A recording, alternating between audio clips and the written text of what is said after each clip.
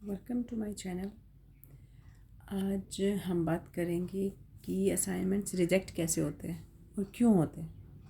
Yes, main question तो यही होना चाहिए कि असाइनमेंट्स रिजेक्ट क्यों होते हैं। आप लोग टाइम पे सबमिट कर देते हो, अच्छे से लिखते भी हो, सारे क्वेश्चंस लगाते हो, लिखते हो और क्वेश्चन पेपर भी लगाते हो, अपनी आईडी भी लगाते हो, सबमिट कर देते हो, टाइम से सबमिट भी कर देते हो, फिर भी असाइनमेंट रिजेक्ट क्यों हो जाते हैं।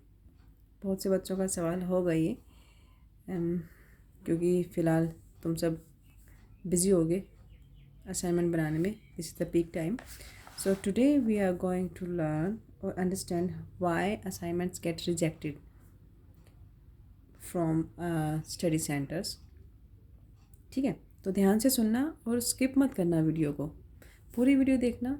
एक्चुअली जब स्किप करके देखते तो कुछ पॉइंट्स रह जाते हैं जिनकी वजह से फिर बाद में तुम्हें प्रॉब्लम होगी, फिर तुम लोग कमेंट में पूछते हो। ठीक है, तो ये मत करना, वीडियो को पूरा देखना। वीडियो ज़्यादा बड़ा नहीं बनाएंगे। तो the first point should be your assignment should be submit on time. Okay, you have to submit. Please clearly understand कि टाइम का ध्यान रखना है। Last date I think 30 March है, तो you have to submit before 30 March. ठीक है, last date का वेट मत करना, क्योंकि उसमें बहुत हौच पौच हो जाता है और क्राउड बहुत ज़्यादा होता है, तो प्रॉब्लम्स आ जाएंगी।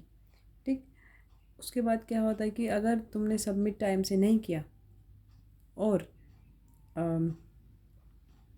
लास्ट डेट के बाद भी अगर तुम लास्ट डेट तक अगर सबमिट नहीं करते हो, तो क्या होता है कि जब लास्ट डेट चली जाती है तो उसके बाद जो असाइनमेंट्स होते हैं वो चेक होने के लिए टीचर्स के पास जाते हैं।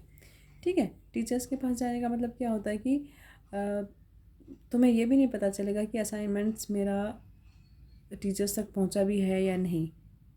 पहुंचेगा तभी तो चेक होगा ना, चेक होगा, फिर उसके मार्क्स अपलोड होंगे। मार्क्स अपलोड हो गए तो फिर तुम लोग देख पाओगे अपना status on the IGNOU's official website जाके कि तुम्हारा स्टेटस में क्या देखोगे कि असाइनमेंट्स के मार्क्स लगे या नहीं लगे। और वो कब देखोगे, वो उसको देखने के लिए तुम्हें 2 से 3 महीने का टाइम लग जाएगा।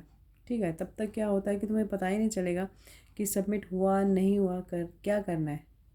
तब तक तुम्हारे कम से कम 4 महीने वेस्ट हो चुके होते हैं। तो बेटर है असाइनमेंट को टाइम से सबमिट करो।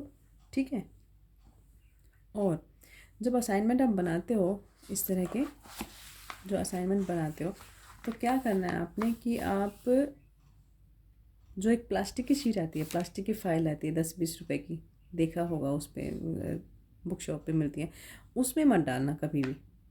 उसमें क्या होता है कि सिर्फ वो खाली पेपर्स होते हैं उस फाइल में, और जब आप सबमिट करते हो तो जहाँ ऑफिस में आप जो फाइल जब जाएगी तो वो बहुत पाइलअप हो जाते हैं, बहुत सारी फाइलों के ऊपर नीचे आ जाती है, तो उसमें से कई बार पेज निकल जाते हैं, या फ्रंट पेज ही निकल गया, तो उससे भी क्या होता है कि पूरी इन्फॉर्मेशन नहीं मिल पाती है।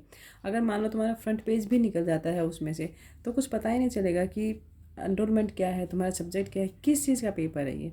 और अगर क्वेश्चन पेपर निकल गया तो भी नहीं पता चलेगा। तो बेटर है कि जो नॉर्मली आप पेपर लो, उनको टाई अप करो, फाइल में डालो, ठीक है, और सबमिट कर दो।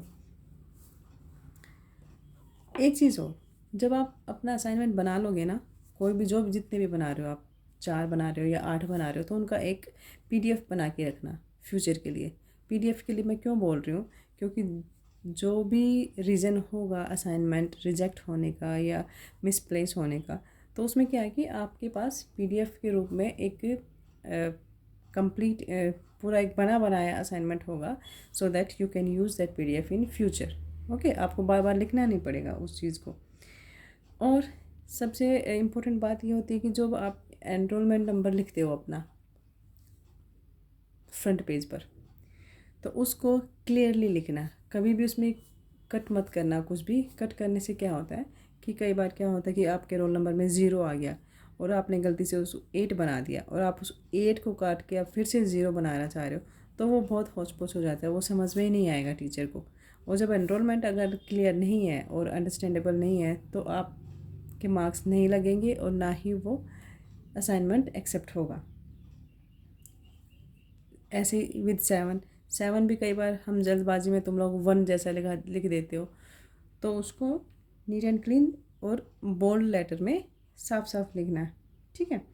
दूसरा, अलाइनमेंट। अलाइनमेंट का मतलब क्या होता है कि जैसे असाइनमेंट को किस तरह से आपने एनवलप में डालना है।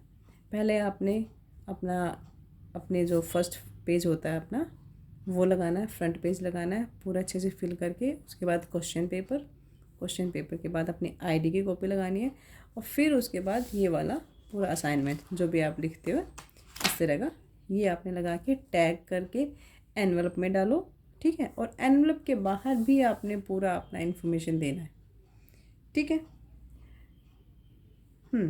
उसके बाद क्या होता है कि मार्क अपडेट, कि अब चेक तो हो गया, लेकिन अब मार्क कब अपडेट होंगे।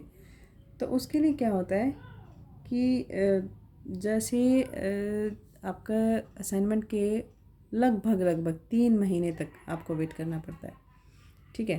तो मार्क्स का तो ये है, थोड़ा टाइम लगता है इग्नू में, लेकिन पीडीएफ कॉपी ज़रूर रखना, टाइम से सबमिट करना, नीट एंड क्लीन बनाना, अपनी आईडी, फ्रंट पेज और आईडी हो गया, फ्रंट पेज हो गया, और क्वेश्चन पेपर, ये 3 ज़रूर लगाना अपने असाइनमेंट से पहले, और फिर उसको अच्छे से टैग करके और एनवलप में डाल के फिर सबमिट करना। प्लास्टिक शीट मत लेना बिल्कुल भी, ठीक है। और जब भी आप अपने स्टडी सेंटर पे जाओगे ये अपना असाइनमेंट सबमिट करने के लिए, तो वहाँ से सबमिट करने की रिसीविंग ज़रूर लेना। रिसीविंग क्यों लेते हैं?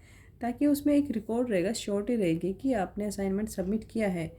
In any case if your assignment is missing और torn out, or as anything happens with your assignment, so you have a proof that yes, you have submitted your assignments. So receiving ज़रूर लेना, ठीक है। And चलो, ये तो हो गया कि रिजेक्ट होने की रीजंस हो गए, लेकिन रिजेक्ट होने के बाद क्या करें, ठीक है। रिजेक्ट हो एक्चुअली क्या है कि जब आपके मार्क्स जब अपलोड हो जाएंगे ना, या नहीं होंगे, उसको तो 3 महीने लगने ही हैं, ठीक है। 3 महीने से पहले तो कुछ नहीं होना। एक बार असाइनमेंट सबमिट हो गया, उसके बाद स्टेटस चेक करोगे तो 3 महीने का टाइम लगेगा आपको रिजल्ट अपडेट होने में। तो तब तक क्या होता है कि आप कुछ टाइम नहीं है, कुछ कर नहीं सकते हो, ठीक है। तो बेटर है अपना पीडीएफ बना के रखो, और जब आपका रिजेक्ट हो जाता है किसी वजह से, तो आप अपनी रिसीविंग को दिखा के आप बता सकते हो कि आपने ये सबमिट किया था लेकिन मार्क्स अपलोड नहीं हुए। तो उसमें क्या है कि study centre will help you, ठीक है। तो वो आपको आपकी हेल्प ही करेंगे। तो आप इस चीज़ का ध्यान रखना सारे। तो बस आज इतना ही करते हैं, नेक्स्ट वीडियो में मिलते हैं, ठीक है। Thank you.